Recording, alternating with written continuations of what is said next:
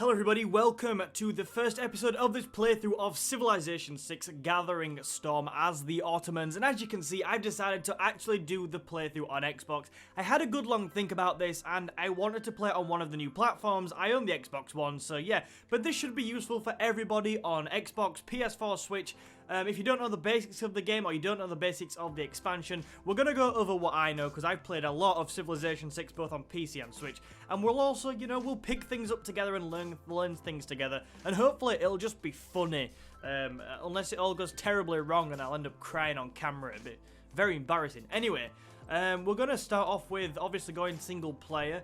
And we're going to go on create a game. Now I asked you for your suggestions on who we should play as. I've asked this in a few videos and I've had a lot of good suggestions, which, yeah, I'm grateful for every single one of them. But I thought, there's one person who's commented on so many of my videos, and like a lot of people have supported us on the channel for a very long time. And yeah, so I thought I would go ahead and play as the, let's go on, yep, where are they? Where are they? I can't find them. This is a bad start. Where are you? This is good. Yes, there we go. We will go ahead and play as Suleiman of the Ottomans. Thank you very much, Alice Godfrey, for suggesting this. It is a suggestion which I really liked because I want to play the game quite aggressively. So yeah, and this is just for everybody that keeps commenting. You know, I do notice every single person who keeps commenting and supporting, and I'm really grateful. So yes, thank you, Alice. I thought we would go with your suggestion, and hopefully we'll have a good time doing it. So, I was going to play on King, but I woke up this morning feeling brave. Hang on, let me suggest select Suleiman. I woke up this morning feeling incredibly brave. We played the last scenario on Emperor, so I thought we'll give it a go. We're going to play on standard game speed. I like playing on continents, and we will not play on a tiny map because that is ridiculous. We will play on a standard map. Should we go on advanced setup, see if there's anything interesting? City states 12, that's fine. Disaster intensity, that's obviously something brought up by Gathering Storm. I ain't putting it up at 4 because there will be tears, lots of volcanoes. So we'll leave it as a standard 2 so we can get a good feel for those dynamics. Continent, standard, world age standard, star position standard. Victory conditions, as you can see, we have enabled every single one so we can achieve a cultural, diplomatic domination. In these ones, I love going for domination victories because it's fun. Religious science or a score victory. Diplomatic obviously being the new one in Gathering Storm. And game options. Yep, all of this seems good. There you go. That is the seed for the map and the game. So map random seed. Yeah, random seed is there if you want to load this up yourself. And we'll not pick who else is in the game because I'm not too bothered. And we'll see. We'll just see how it goes. So let's start this game. So yes, here we are in the game, and yeah, the first thing to say is I think it is looking really nice on the Xbox. I've not played it really on the Xbox yet because I only picked it up earlier today, or it only arrived earlier today, but it's looking really cool. I've had a quick play around with the controls. Yep, it feels pretty good. A lot like the Switch version. It's just kind of the same buttons well, the different buttons, but you know, they're all in the same place as they are on the Switch, and I think it works pretty well. I mean, nothing will ever work quite as nice as the PC, but yeah, overall it's standing up pretty good. Anyway, so let's quickly talk about our civilization and what this playthrough is going to be like. I don't want to ramble too much. Anyway, so this playthrough, some of you may think I am some form of god at this game because I've chosen to play as Emperor, but that is not the case. I'm pretty competent at this game, but yeah, I'm going to need your help. So at the end of every episode, or at least at the end of most episodes, I will refer back to you for the big decisions as my war council. And you know what? I will listen to any suggestions you have in the comments or any questions you want to ask as we go through. I'll try and play it, especially the early turns, as a bit of a tutorial. One, just to help me get to grips with the Xbox version of the game, but secondly, and more importantly, so that you feel like you are learning things. So this should help you learn the basics and a pretty solid strategy on how to start off with all the basics and things like that. So that covers pretty much what I wanted to talk about. So let's jump into the game. The best thing to do when starting a game of Civilization 6 is weirdly enough not to found your first city, is in fact to have a look at your civilization and break down what they are. So, oh god, I just hope there's no big words I can't pronounce because I tend to have crap pronunciation. So we are Suleiman of the Ottoman Empire, a civilization which I believe was added in Gathering Storm. Now these are our unique bonuses all here. So we have the Grand Vizier, Great Turkish Bombard, obviously the Ottoman Empire, pretty much Turkish based. The Janissary, which is a unit. We have the Barbary Corsair. Again, if I'm pronouncing these wrong, I'm sure you'll let me know. And the Grand Bazaar. All very exciting. So we'll start off with the Grand Vizier. So this is an exclusive unique governor with military and diplomatic abilities. Gain the Janissary unique unit when the gunpowder technology is released. Research. So the Grand Vizier, we'll go ahead and sort of quickly look at that now on the Civilopedia. The Civilopedia, by the way, is frankly the best thing in this game because it just helps you. I'll type in Grand. I mean, that should do it. Oh no, I've put Gran. I do not want to search my Gran in this game. No, do not want to search my Gran. Grand. There we go. Grand Vizier. There we go. So description: when established in. So I think the Grand Vizier is the unique governor, which comes to Gathering Storm and comes uniquely to the Ottoman Empire. So, when established in a foreign capital, none of the owner's cities exert loyalty pressure on your cities. Historical context. I think we'll find out more about this, but what we need is the Kahas, Oda Bashi, and the Kopa Agaha. So I think we'll actually come onto this later, but this is a really cool unique governor, which we will try and get access to as early as possible. If anyone's got any tips on that, let me know. Right, so quickly back to our Civ. Go back. Yes, there we go. So our unique bonus to the Ottomans is 50% production towards siege units. We're going to want to get to things like catapults and siege things very quickly to attack. All siege units gain +5 combat strength against district defences. Now, I'm telling you now, that is going to be useful for taking down cities. It's going to be so useful, so I can't wait to put that into action. Conquered cities do not lose population, which is again a nice bonus. It encourages to go and attack people. And cities not founded by the Ottomans gain +1 amenity and +4 loyalty per turn. So again, we are going to be able to sort of use our siege units to go and take these cities, and then, you know, we should be able to hold them with the population staying high and the amenities and loyalty. Okay, our unique unit is the Janissary. So this is an Ottoman unique Renaissance era unit that replaces the Musketmen. So instead of having Musketmen, we will have that unit. Starts with a free promotion, stronger and cheaper than a Musketman. To train a Janissary, I'm so sorry if I'm butchering this. A city must have a population of at least 2. If a city is founded by the Ottomans and trains a Janissary, it loses a population. So, yep, if we train these units in our own cities, which we have founded, the city will lose a population for doing this. So we could probably do with capturing a couple of cities before that unique unit comes around later on in the game. And the second unique unit we have is the Barbary Corsair, which is a medieval naval unit, which I think we'll be able to get access to relatively quickly. It does replace the privateer. So the bonuses that gives us, it costs no movement to coastal raid, can only be seen by other naval raiders unless adjacent to it, reveals naval raiders within sight range. Again, these units are just pretty much, you know, they're focused on aggression. If we use these units correctly, we will be able to, with our bonuses, the Great Turkish Bombard, we will be able to conquer cities and be very effective with them. So hopefully, not too long into the distance, we'll come across someone that we can wipe the floor with. And finally, our unique building is the Grand Bazaar. This is a unit which... So, a building unique to... It would help if I read it, wouldn't it? A building unique to the Ottomans accumulates 1 extra strategic resource for every different type of strategic resource this city has. We'll talk about things like strategic resources in a moment. And that receives 1 amenity for every luxury resource this city has improved. It's a nice building, and we'll definitely be building our unique building where possible. Yeah, it's always good to have unique buildings and to make full use of them. Right, so I'm trying to do this as a little bit of a tutorial, but not take too long. So yeah, I've just loaded up the notifications here, and on this screen we'll get tons of information for all kinds of things. Whether that be for new continents discovered here, I don't know, things like if someone declares war on us, whatever, we'll get all this information here. Okay, we're not really bothered we've found a new continent. What we really want to do is find another one. Yeah.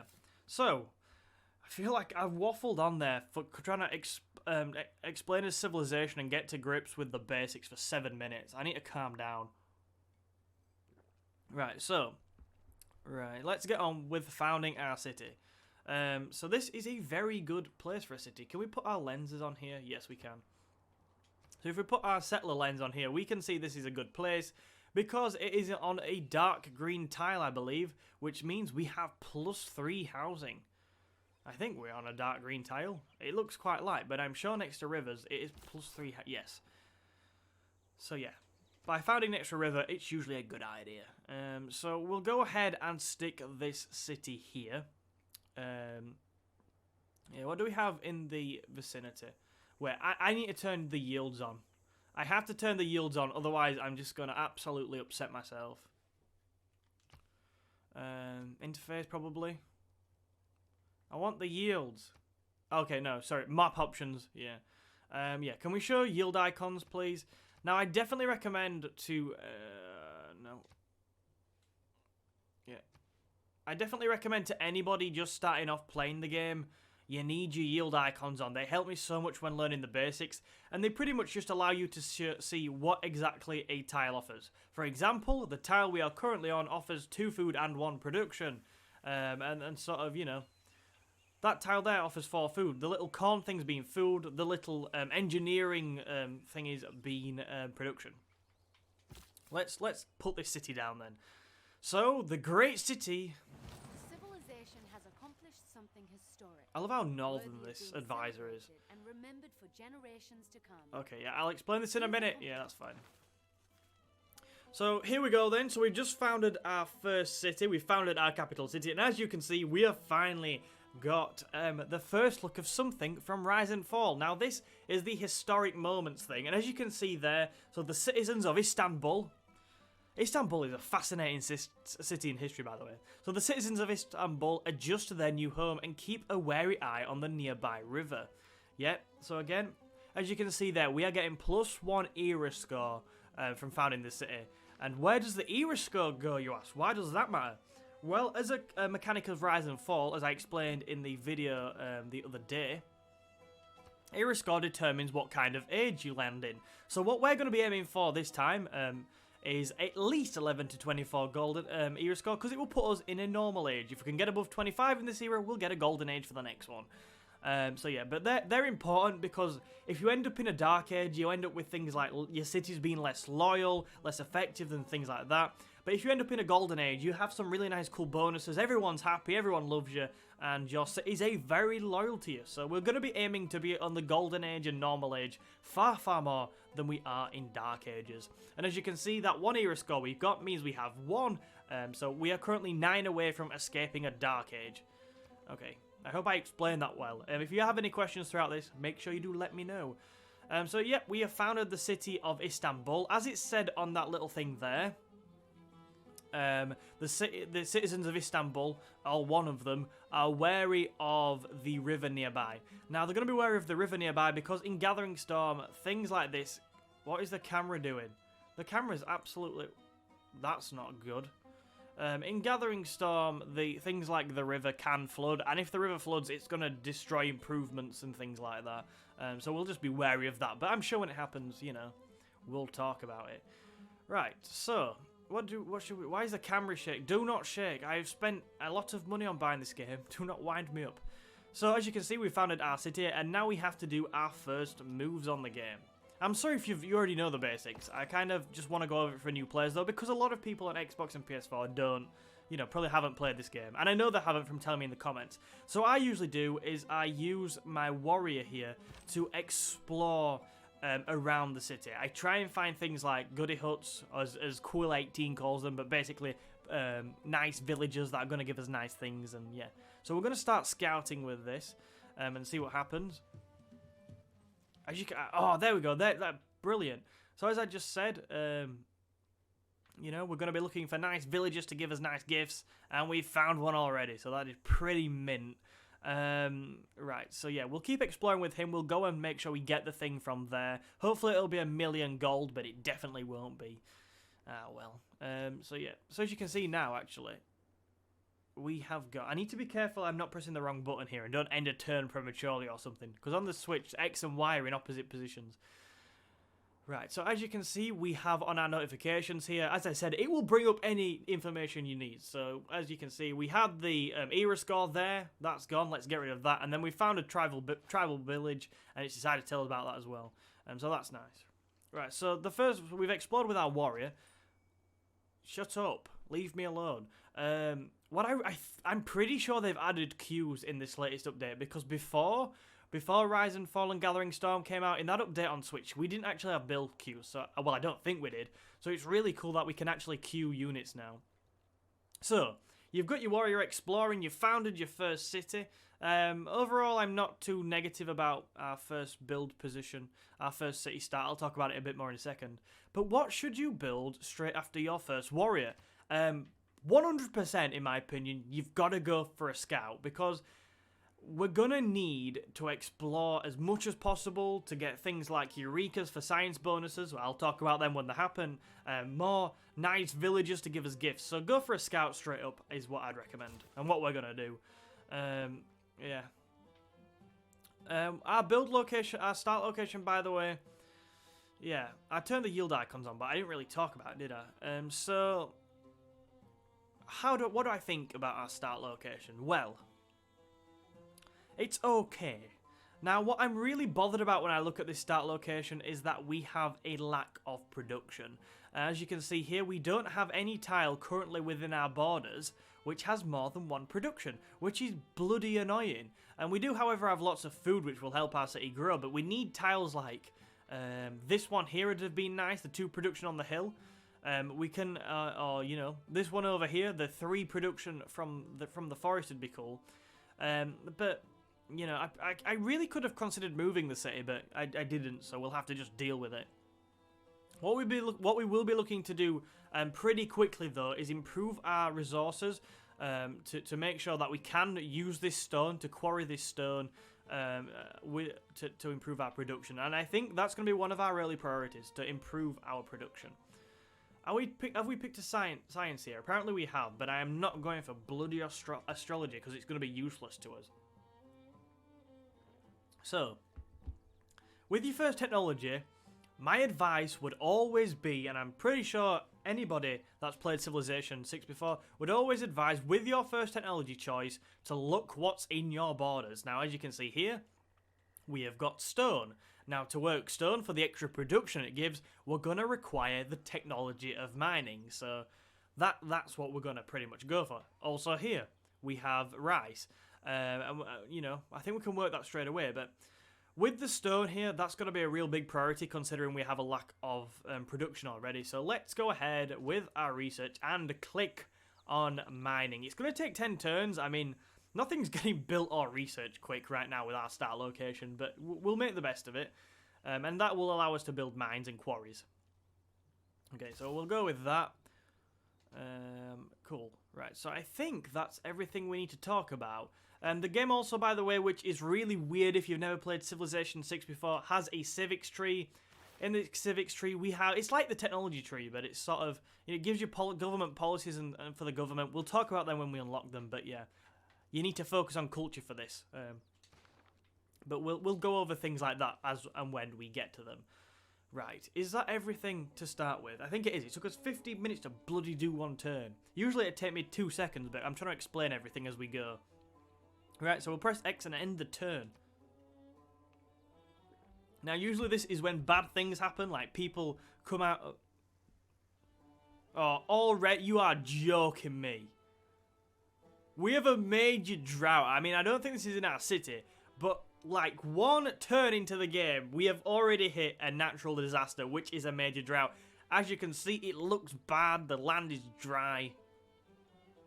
Okay. Can we come off this? Okay, we had to press B to come off that. Yes, I know how to use the camera.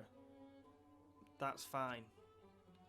Right, so as you can see, we are quite lucky in the way it's not affected our civilization. But over here, these people, they're struggling. And if we have a look at the tile yields, and this is a big thing, let's remember. These sort of things massive to Gathering Storm. Look over here on this grass. What's it offering? So we've got production, but we've also got food. But as there is a drought over here, there is little food, well, no food to be had really, because, you know, a drought, things don't grow, so that's something to bear in mind. Our unit seems fine though, so we're going to go and help the villagers out. You know, they're in a time of difficulty, and we're going to demand a gift from them. God, this is nice now. Oh man, they've gifted us a scout, which I'm actually really happy about, because that's going to allow us to explore stuff a lot quicker, hopefully find some natural wonders and stuff like that. So let's get you on your way. You know what? I think with our current start location and with the gifting of this scout, like, usually I'd probably just go for a second scout and be able to explore really quickly, but because we have a lack of production in our city, look, you know, no real production tiles, we could really do with improving these two tiles.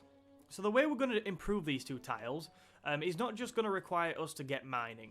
Now, mining is going to give us access to building mines on here, but we need some people to build mines on here. So what we're going to do is we are going to go onto the city of Istanbul, and we are going to change our production. We've only put one turn of production into this scout, so it's not the end of the world. And we are going to actually go ahead and start getting a builder. Now, this is going to take 16 turns, which, yeah, I mean, that's a problem of not having much production. But when we get that, it's going to allow us to work the stone tiles, which is going to be pretty revolutionary at this point in the game for our production. I think a builder comes with 3 builds, so we'll definitely be using 2 of them to help us here. Also, look, they've got 2 food on them tiles, so they're going to be actually brilliant tiles for us to start with. What tile are we must... Oh, God. I mean, starting without a 2 production tile is really gutting. And I probably should have thought a bit more about it, because it can be really disastrous. We'll have to get through it, though.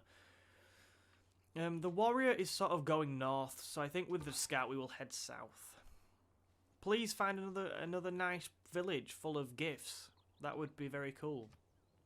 Oh, damn. Okay. I pressed the wrong button, but it doesn't matter anyway. Yeah, so I pressed X instead of Y there, sorry. But it just basically gave us notifications about things we already knew about, including this drought. Now, I've not played too much of Gathering Storm. I've watched quite a few bits of playthroughs of them and read on the main features. So I will be really interested to see how long things like this happen. Last for. We've had sort of 1 turn of a drought, so I wonder if it'll be sort of 2-3 turns or what.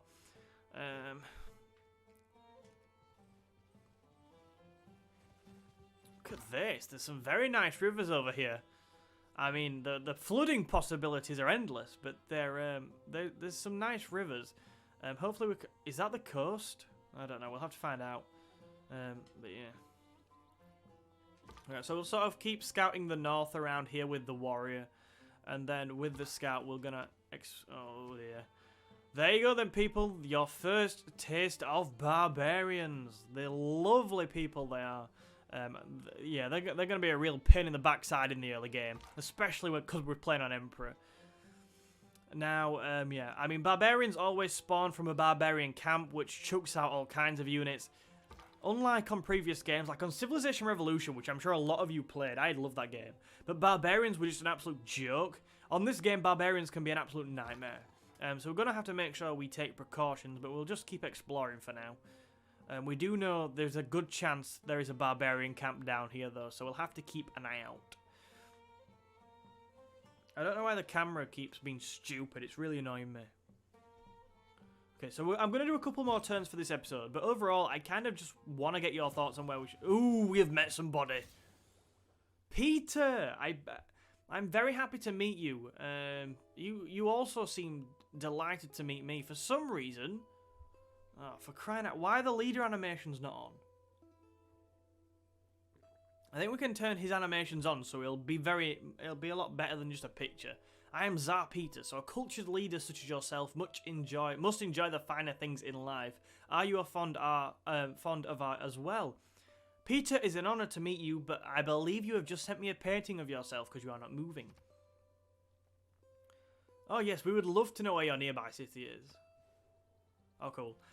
So yeah, the next thing to talk about then is obvious. Oh, look at St. Petersburg. That looks brilliant. The Russians are quite a tricky civ to play against, though. Yeah, so as you can see right in front of us, it says we have unlocked a Eureka. Now, Here, because we have met a foreign civilization, we have unlocked the Eureka for writing. But if we go onto the tech tree, you'll be able to see that pretty much we'll go into the tree. So, beyond these early techs, beyond mining, animal husbandry, pottery, pretty much every technology has a Eureka, which gives, I believe, a 40% bonus.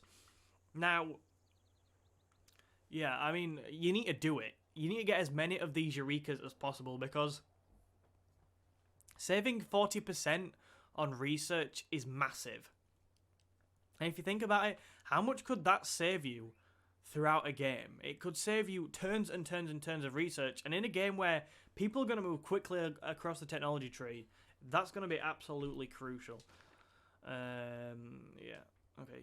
So we've met Peter. What we're going to do, though, is we're going to try and make sure we get to that hut before he does. So we have found a village inhabited by a friendly tribe. Yes, we have. We've met Peter. Yes, we have. Oh, cool. And it looks like because we've met Peter, and we also got this for that scout unit we got. We're getting era scores. So we're currently up on 3 era scores. So we are well on the way to avoiding a dark age. Right. Okay. Yeah. So we'll explore. As you'll notice as we play, different terrains are more difficult to explore than others, and are more difficult to pass through than others and take more movement points. That's probably something to note, but you'll pick that up as you play. Right, okay, so we'll do one more turn for today, and then I'll sort of ask people for some initial suggestions on how we should go. No, that is my village. If he gets that village, I don't think he will, because he has to cross the river. But if he somehow gets that village before me, I will straight up declare war. Oh my god, we found a volcano. Again at some point in the future. Ooh, It might be jeez. a danger to our people, or an unexpected blessing. I mean, yeah. So, as you can see, it looks... Yeah, we definitely have. We have come across... Yeah. The first volcano in the game. Now, volcanoes, although, you know... That drought right there is an absolute current natural disaster. This here is a future one waiting to happen. There is a very good chance at some point this is gonna erupt. Now, the problem I have with that is, you know, we've got Russia up here, so we definitely want to be founding a second city relatively quickly in the north. You know, we've also got mountains here, which are going to be great for building districts, for the adjacency bonuses. But what has now overshadowed everything is a great, big, scary volcano, which is ready to absolutely pee on our parade. Or rain on our parade, you know. So, we're going to have to be careful of that. I want to get that goody hut, though. But yeah, that's an accident and an emergency and a natural disaster literally waiting to happen. Okay, so let's move on. Okay, that's a luxury resource. We'll talk more about luxury resources in the next episode. Right, okay. So I think I'm going to leave it here. I've played 25 minutes. We've not really got too far into the game, but, you know, these early parts, they might be slightly slow. But for people that haven't played the game again, I hope you can take I hope you can take something from these episodes and make you a little bit more competent at the game.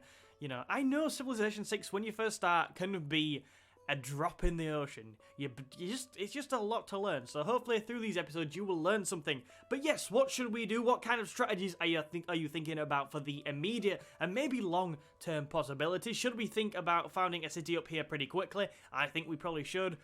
And should we think about in the long term taking St. Petersburg just because it looks cool and would also obviously be very, very useful?